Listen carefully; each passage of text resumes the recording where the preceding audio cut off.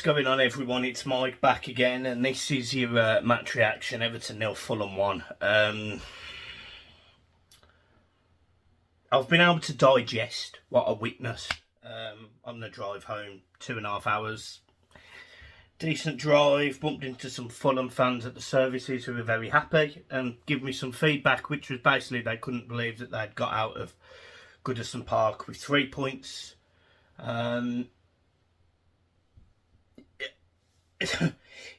I can't believe that we have gone into the first game of the season, like I said, and we have started Neil Maupay up front.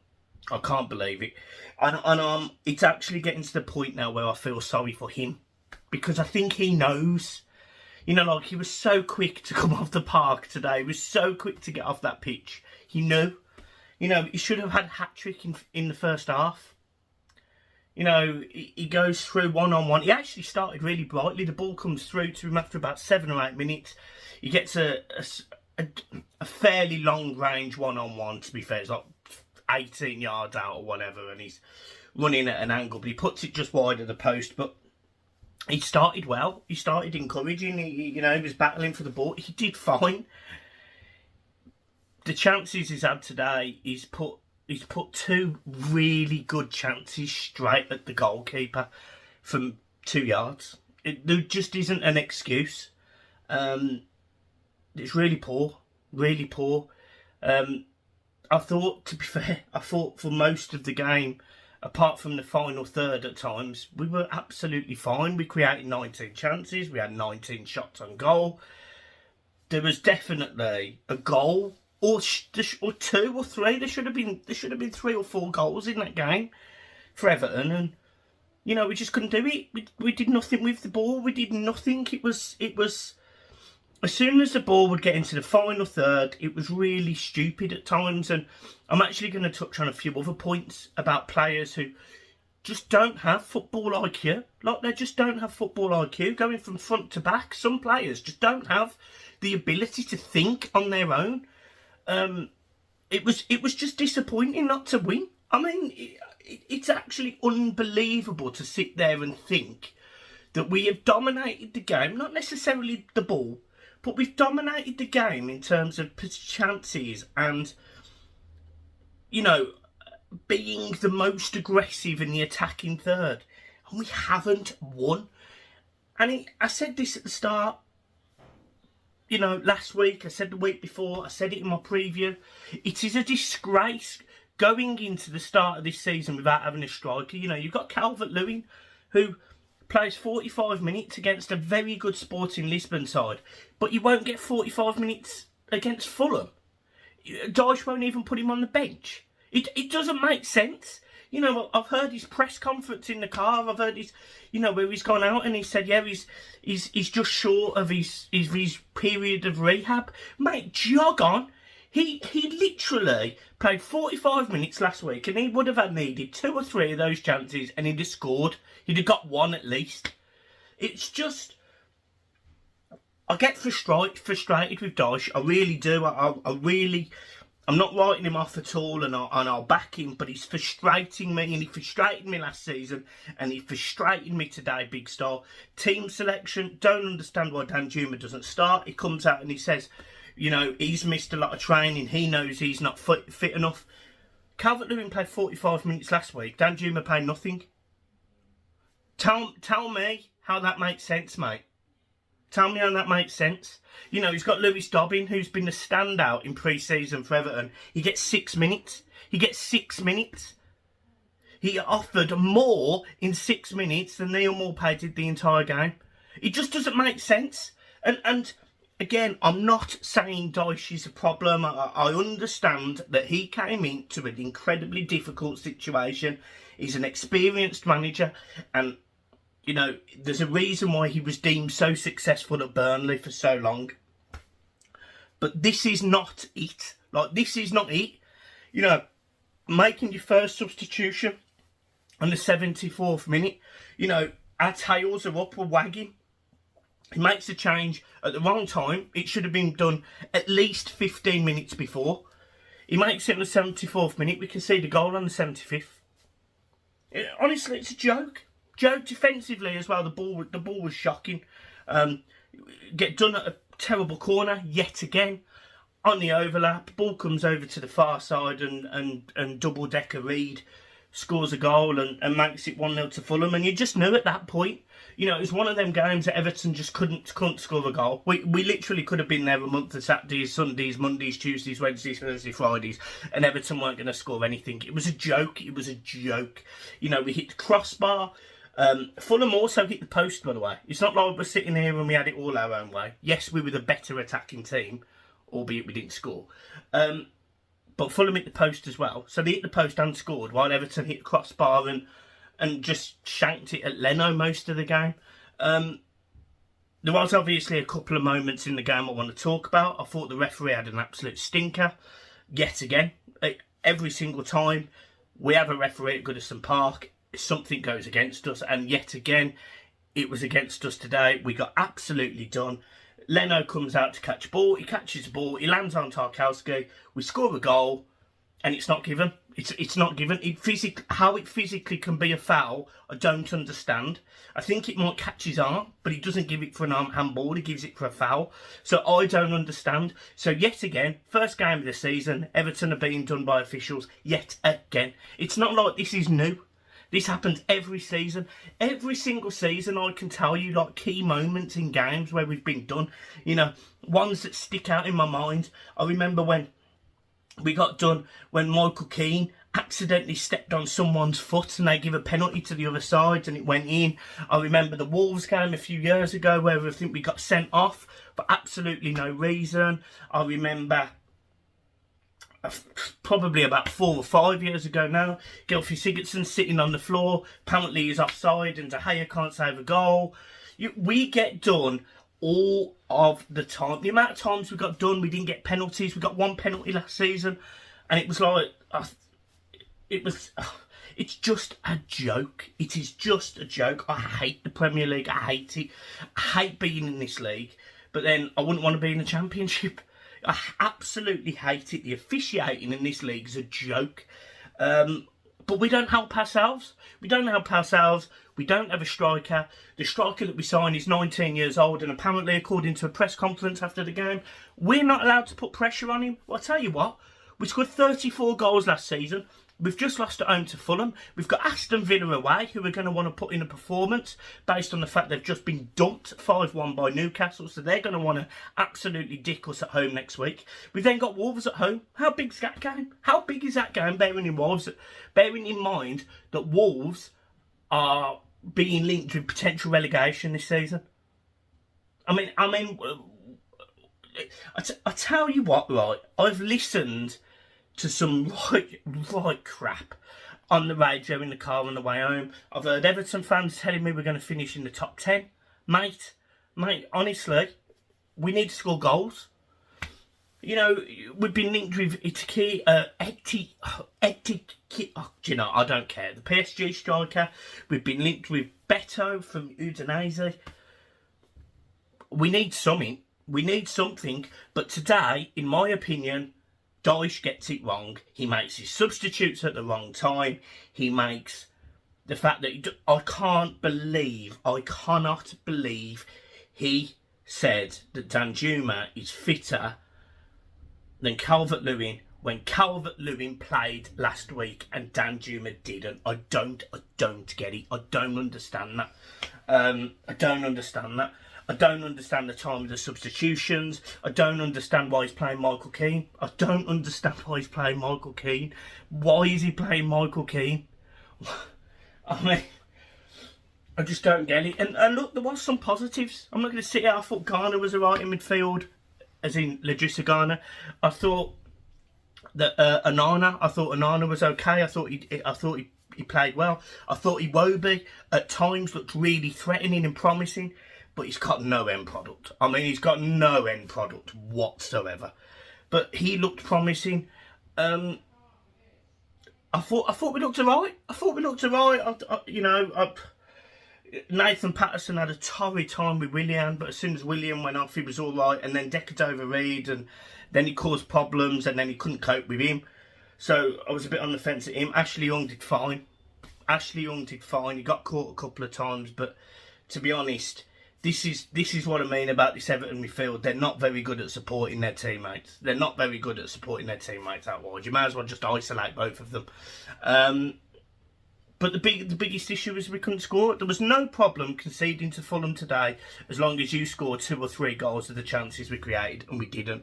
We got robbed, fair enough, but we still should have scored. And that needs to be addressed.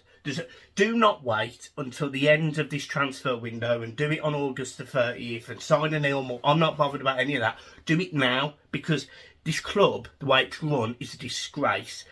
The manager eventually is going to be hung out to dry. We could see it already. There was literally fans already turning on Dice sitting there. And you've already got me saying I don't understand his decisions.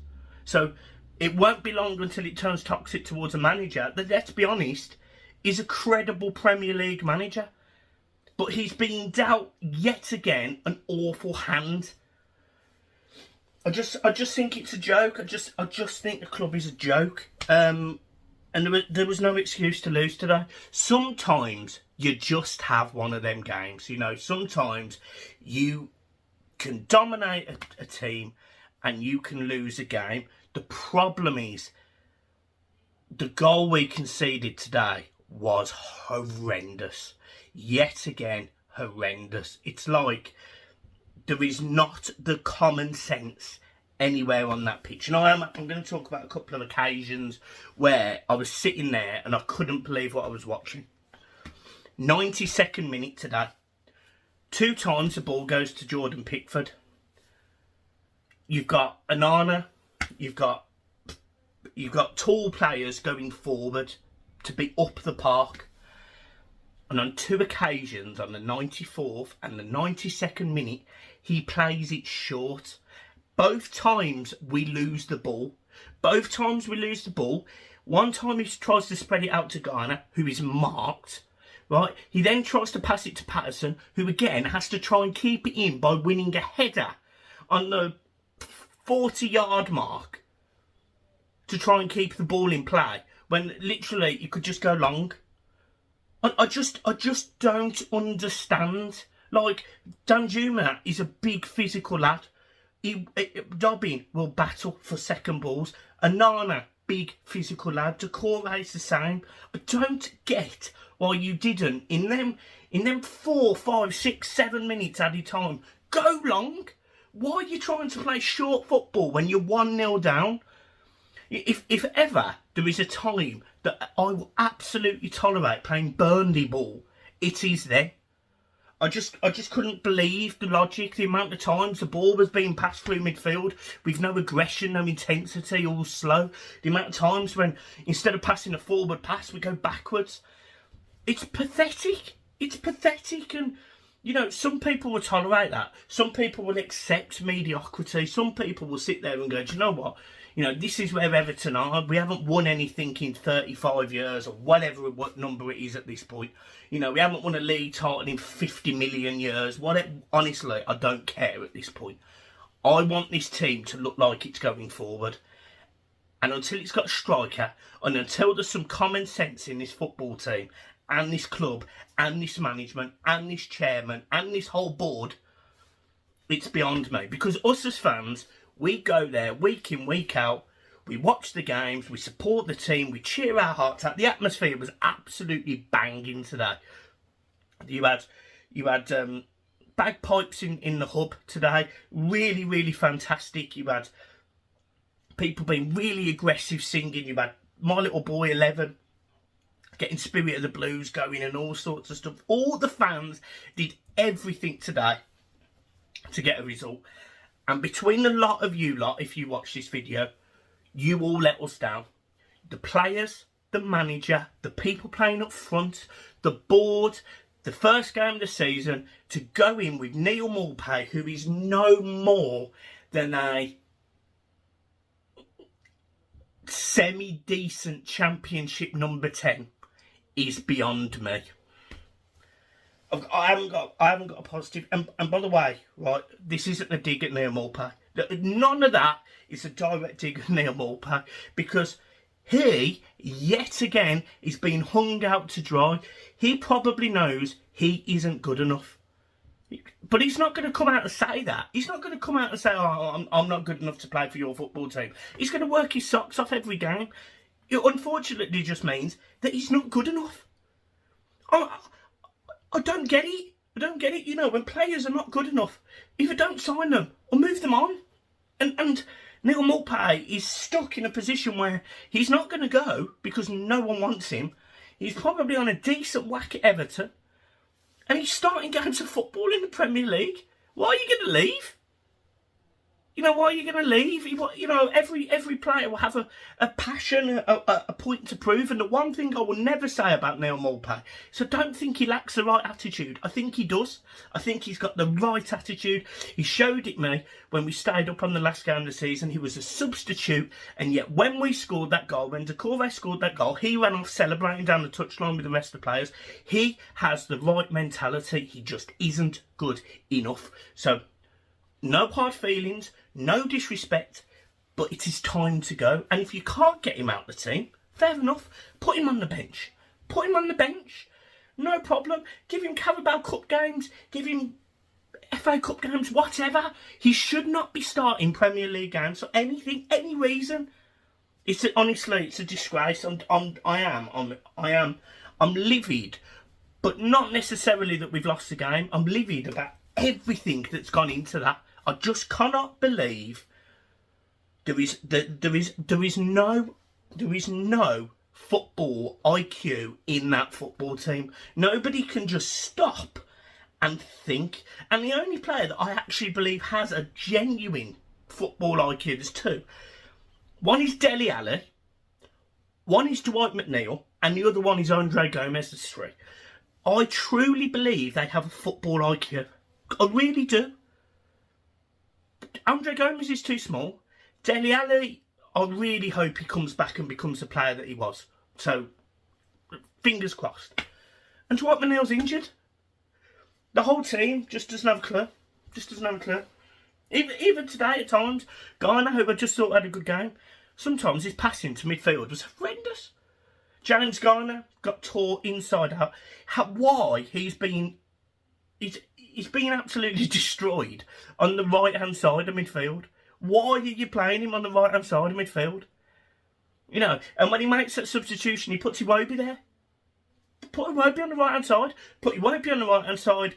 Dobbin or Danjuma on the left-hand side. And do something up front.